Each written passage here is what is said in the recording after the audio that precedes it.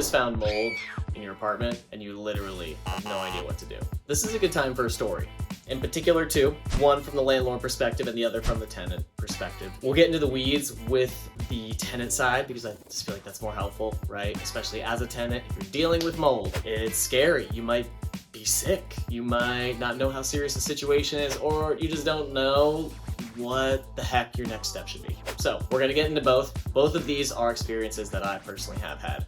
First one, as a landlord, me and my partner John own some properties in Philadelphia. We experienced mold at a rental property that we have in Philly. Not a great day when you get that call from a tenant and they say, there is black, fuzzy, weird stuff on the walls and I don't like it.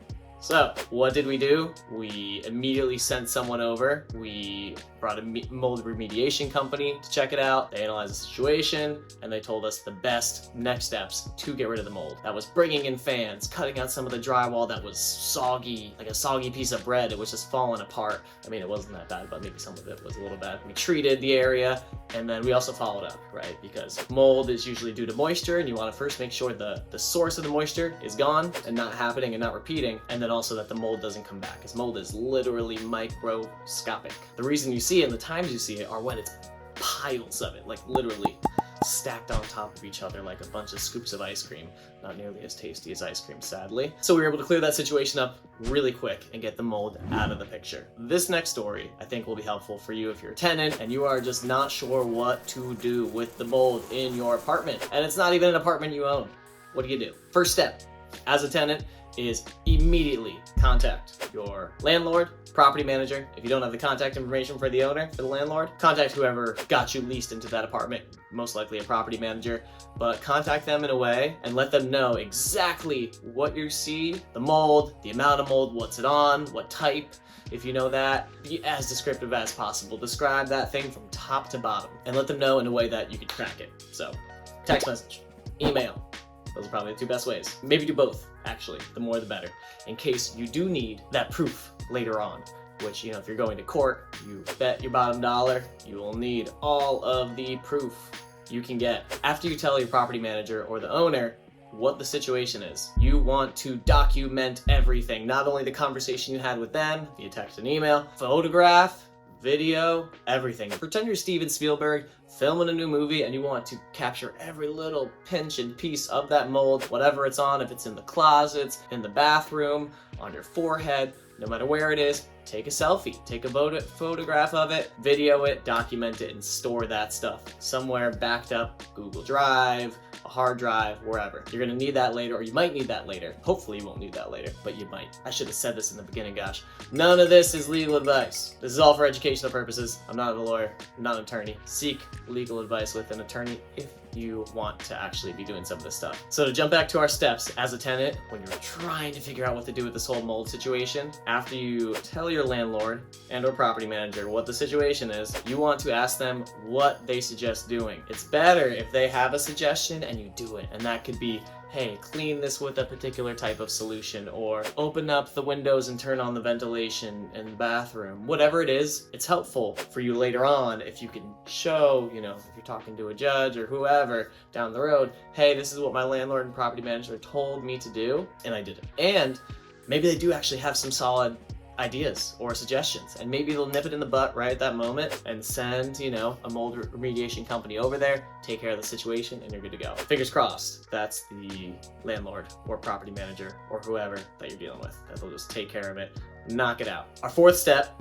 when dealing with this entire mold ecosystem up in your apartment is to clean it, right? So if your property manager or your landlord hasn't told you anything, or they just said, go clean it, but they weren't that specific, you want to do some research and clean it. Again, this is just for educational purposes, so definitely do your own research. Ask Google, ChatGPT, Gemini, Claude, all the, you know, wizards of the world of information online, and see what the best way is to clean mold. Next step, as a tenant, when you're dealing with this mold situation, after you've cleaned the moldy areas and after you've documented it, air out your place. Get that air flowing like a freaking tornado. Open up the windows, turn on the vents, get things flowing, because the way that mold works is you can't see it, right? The only times you can see mold is when there's so much of it. There's a massive heap, there's a huge pile of mold. So there's a good chance that there is mold still in the apartment, or there is mold still on your clothes or on your bed or wherever you found it. Leather, oftentimes leather can be attracted to that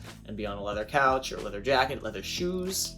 Felt materials can be on all sorts of stuff like that, bags. So on your end, air it out. Even if you think you're good, air out the apartment anyway. It's not gonna hurt, right? The next step, after you feel like you are safe and sound and clean and aired out, educate yourself. So go back through all your photos and videos and look at that mold, zoom in, pinch the screen, pinch the screen, pinch the screen. What does it look like? Is it a snowflake? Is it a black speckle? What does it look like? What color is it? Google that, ChatGPT it, whatever, and figure out how serious this is. Different molds can be more severe than others. None should be taken lightly, and definitely certain molds are more common than others. Educate yourself, know what you're working with, know the situation, and that will help you with the next step, which is come up with a game plan, ideally with the landlord / property manager, based on all of your findings, right? So you next go to them and say, hey, property manager, landlord, I did some more research, no one's come out yet, you haven't sent anyone out yet, so through my own findings, I think it is this type of mold, it's all over the place, here's what we should do about it. Or just be like, can you fix this, can you clean my place, try and come up with something depending on how severe the mold is and how much of it there is. Present that to them, and again, whenever you're talking to your landlord or property manager, have it be trackable. Text messages, emails, whatever, something like that. Next step from there, once you at least open up the conversation with your landlord or property manager on what are we going to do to fix this, make sure it doesn't happen again, you want to also tally and track everything that has been damaged or covered with mold, things that are not salvageable anymore that you've had to scrap. You want to make a list of those, just throw them in Excel, make sure you have photos of all these before you toss them out, right? Before you throw them out. Write all the names of what these things are in Excel, and write how much they cost you, how much they're worth. And that way you have this as a full log, you're not gonna forget, and you know how much stuff you had to throw out and what the total damages are for having this mold outbreak in your apartment. Once you have all this, you need to organize your findings, and again, talk to your landlord or property manager. Maybe the mold's not that bad. Maybe it is just a little bit on your windowsill and it's an easy quick fix, clean, and it was a moist year and it happens kind of thing, but it probably won't happen again and you'll ventilate better. Sure, maybe that is a solution. Try to find what the root cause is as well. That, from this point, once you've done all of this, will help you know what to do next, and maybe it's right just to clean and ventilate and pray to God that it never happens again. Or maybe there's a bigger issue at hand. Maybe it's just a really dark apartment. Moisture gathers in the walls easily because it's underground. That's actually what happened to us when we were tenants. And we were able to identify, okay, this one wall has high moisture levels, and that was really the cause of the mold, was that, and then just the dark dinginess of the apartment that we were living in. So each situation's different, and again, I'm not an attorney. Consult an attorney if you want to know exactly what to do, but this is just as you're progressing throughout the process, what could potentially be some routes for you to go. In our case, what we did, our landlord wasn't cooperative, and they just said, go pound sand, throw out your stuff. The reason it's moldy is because you're dirty. That wasn't great to hear. So we were being nice about it and they didn't want any of it. They basically said that they've dealt with mold hundreds of times and it's clearly we're the cause because we're dirty human beings, and it's not the 17 other units in the entire apartment complex. It's definitely just yours. We were able to identify the cause of our mold in our apartment due to where our unit was situated and the one moist wall. Sounds weird, moist wall. It was definitely a moist wall, though it had high moisture levels because it was underneath the carport, made of cement, all sorts of stuff. Anyway, not to get too into the weeds with that, but if your landlord or property manager is not cooperative and you need to take matters into your own hands, of course, make sure, if it's not safe, get out and go get a hotel.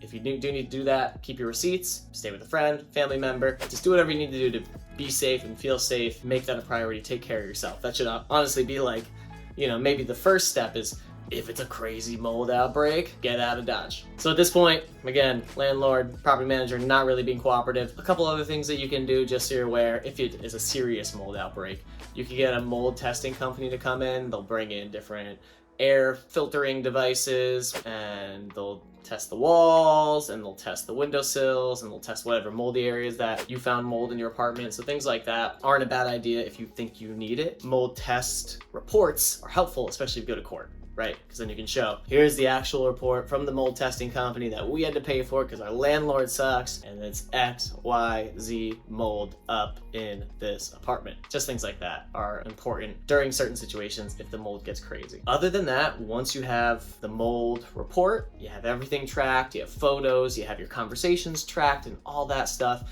Again, you can go back to your landlord again and say, hey, I know you didn't think this was serious, but check out this report. Pretty beefy, pretty moldy, pretty fuzzy. Let them know that, and then again, see what they're open to doing in terms of helping you out. Whether that's like, hey, I'll pay for your hotel for a week, or hey, I'll clean the unit, I'll deep clean it, whatever. Hey, I'll replace the bathroom vent. Lots of different solutions that can take place at this point. And at any point during this process, if it's a lot of mold, not a bad idea to try to rope in an attorney early on. So again, hope this was helpful. Shared some of my experiences both as a landlord and as a tenant when dealing with mold in an apartment. It's not a fun situation. Mold is serious. It's like a invisible killer in a way, because you can't even always see it. And sometimes it can be little, spores that are in your clothes or hiding somewhere in a blanket, and you might not know about it. So it's important just to take precautions, do all the safe steps, consult professionals, attorneys, do your research so you know exactly what you're getting into, and let people know immediately. The later that you tell your landlord or property manager about the situation, again, this isn't legal advice, none of this is legal advice. If you're going to court and you can show, okay, I texted my landlord 6 months ago and they didn't do jack squat about it, that's helpful. So again,